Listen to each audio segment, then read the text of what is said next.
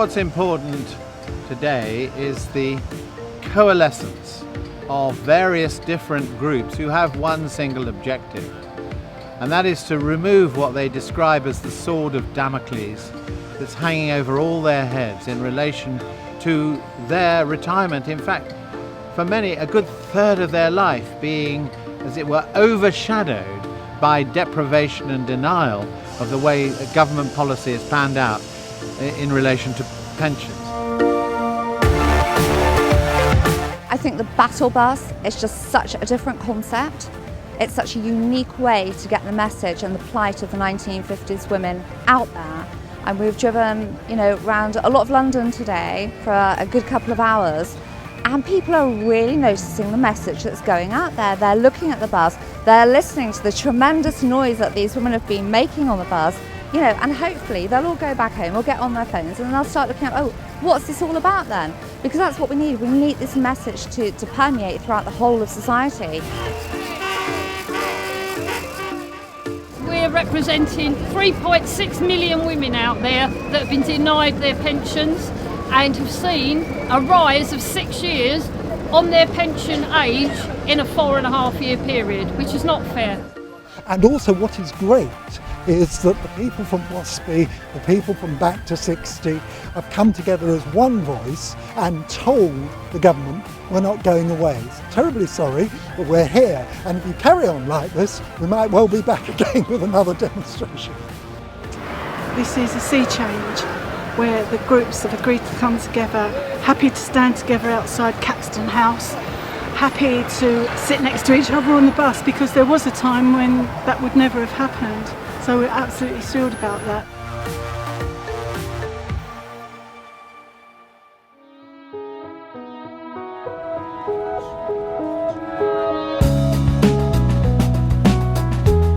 So basically the elections have galvanised this campaign in a sense. They've given more opportunity for people to get their case over. And today's demo was a really fantastic demo in the sense that they've brought the campaign to Westminster. They've picked on the wrong group. 50s women. We've never been politically active, but we are now, and we're standing together shoulder to shoulder with an enemy in common. The recent local elections were far more interesting than the way they've been spun by both parties. I mean, both parties have said it was a stalemate, but actually in parts of the country where the Labour Party and to an extent the Liberal Democrats had no purchase or hold at all, they ended up winning seats. There's 3.6 million women, and if we all stand together, especially in elections, they've got nowhere to go. For the 50s women, one of the most interesting gains was in Worthing and Shoreham, whose MP, Tim Lawton, is actually the MP running the all-party group on pensions for the change in the age. And in that area, he, with a 5,000 majority, found that 7 seats changed hands, all to the Labour Party, in an area that has not had a Labour councillor since 1966.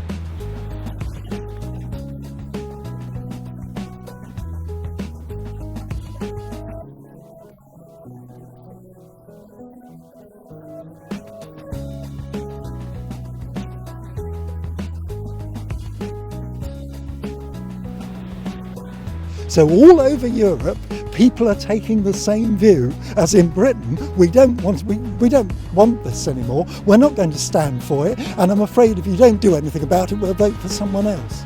There's been an amazing unity, and I think the politicians over there and the civil servants in the departments down there just better start listening, because the various groups have recognised the need to come together, the need for solidarity, end divide and rule.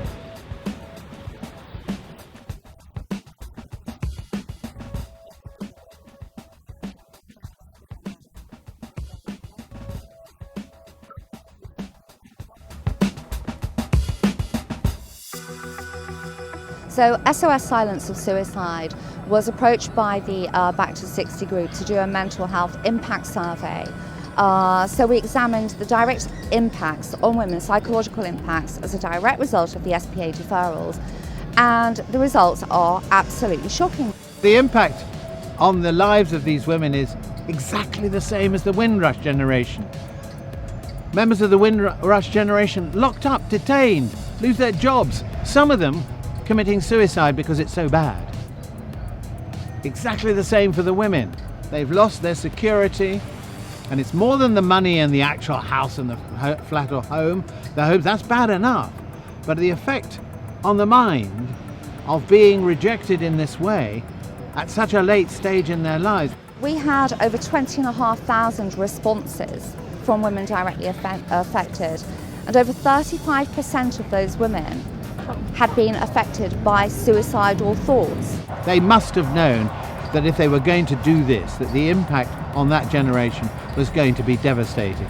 So the findings of the SOS survey were absolutely shocking. In fact, they're more than shocking, they're horrific and really, really frightening, and it shows we've got a problem. Of over 20,500 respondents, 35% of those have feelings of suicide. As a direct result of the impacts the SPA deferral is having on them, on their psychological well-being, their means to exist, their means to live is being removed, it's being eradicated from them. We're having, we know of people that have lost their homes, that can't afford to go out on day trips with their grandchildren because they simply don't have the money. And apart from that, we have, I think it was over 10% of people that responded have engaged in self-harm. Now, you know, in the worst case scenario, that could be a precursor to feelings of suicide and maybe acts of suicide or acts of attempted suicide.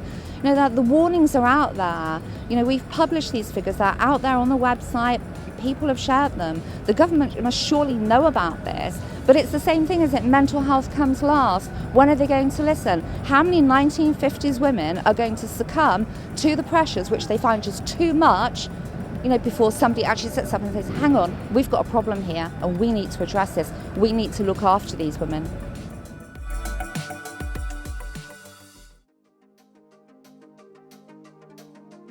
Pensions are paid out of the National Insurance Fund, which everybody contributes to. And the government's biggest case against the 50s women is, sorry, we can't afford that. We're going to have to put up for national insurance enormously, and that's the end of it. We're not giving you back. It could cost us £77 billion, they say. But they're not telling the real truth about this. Well, I think the Pensions Secretary, who apparently is saying this is one of the worst decisions, if not the worst decision that could have been done, what are you doing about it? You can reverse that if you really want. Don't tell me you haven't got the money. One, the pension fund is not in the red, it is in the black, and there is a surplus, and there will be a surplus right up to about 2025. So there is fat in the National Insurance Fund to pay for this. But the other major thing that really needs a forensic investigation is the government has raided the National Insurance Fund, meant for your pensions and your rights as well to get unemployment benefit and other things, a job seeker's allowance. It often depends on contributions. They've used the money for other purposes. They haven't been very clear exactly how many other purposes they've used it for, but certainly since the financial crash of 2008, this money has disappeared. And frankly, the 50s women need to know what's happened, and the government needs to put the money back that it stole from it.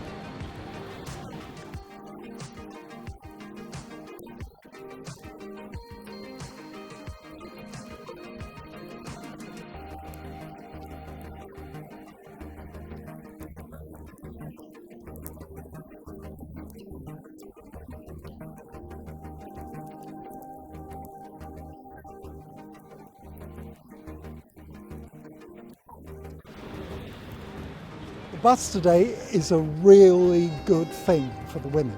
One, they brought the visibility. They've shouted round Parliament Square.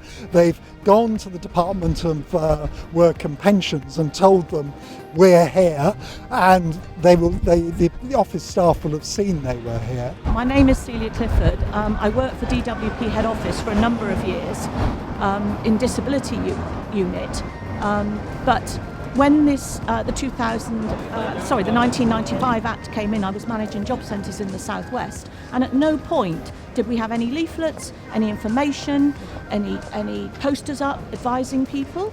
And when I worked here, we didn't have any information in around the canteen or in the pay pack, in the pay slips, nothing. So none of us got any information at all.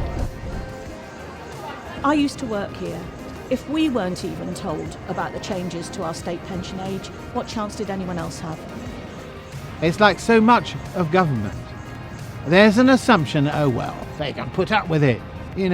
We've got a terrible situation and we'll take their pensions to sort it out. And, don't ask any questions. Yes, they have a point they make about equalisation. But actually, the way they're doing it is totally unequal and discriminatory.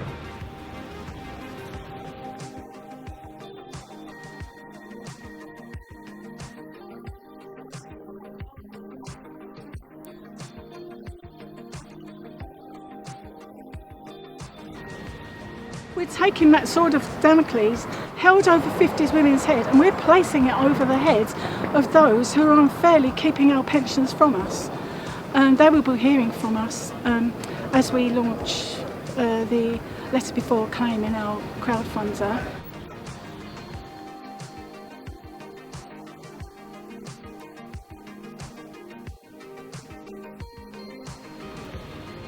In order to, as it were, ask questions that have not been asked up to now, the women have come together to mount effectively a challenge, to ask the questions that should have been asked long ago and weren't because they didn't know.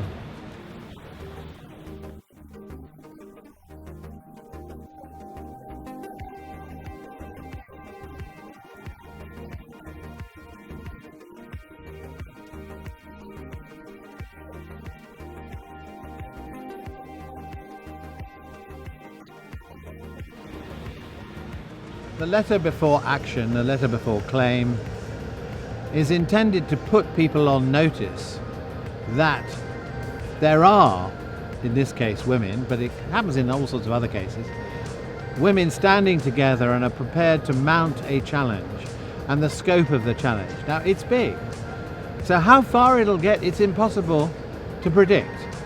But what is important is that the women themselves, by coming together, by seeing that it is possible to start the process, how far it goes and the extent to which you get conclusions at the end of it will depend on fortitude, persistence, stamina, and obviously at the end of the day, the quality of the arguments despite all the odds. On the campaigning side for Manic Christian campaigns, we get notified by people, thank you so much because you're helping us to raise the visibility. All of this feeds back into the legal challenge. It shows just how many women are affected and how many women are being given a voice by one voice.